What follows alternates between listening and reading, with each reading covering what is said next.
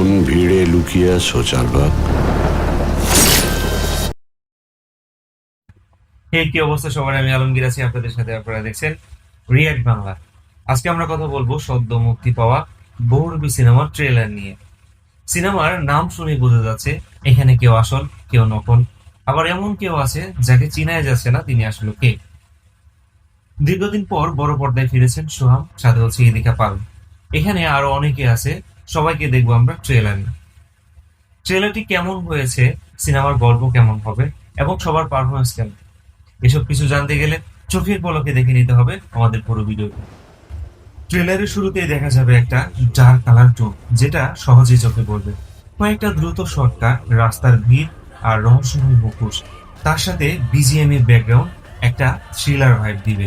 ট্রেলারের ডায়লগগুলো ছোটখাটো হলেও বেশ এনার্জেটিক, যেমন সবাইকে বিশ্বাস করো না, এমনকি আমাকেও না।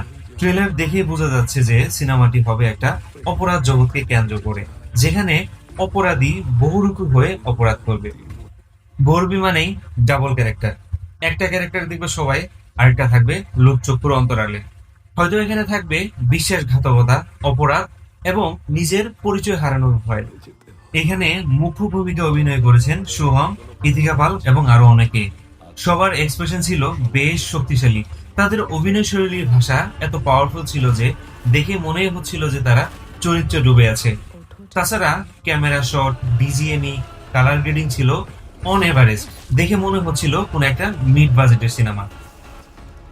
পরিচালক ভিজুয়ালিটিতে অনেক বেশি জোর দিয়েছেন, যেখানে ডায়লগ ছিল কম, দৃশ্যের ভাষা ছিল অনেক বেশি।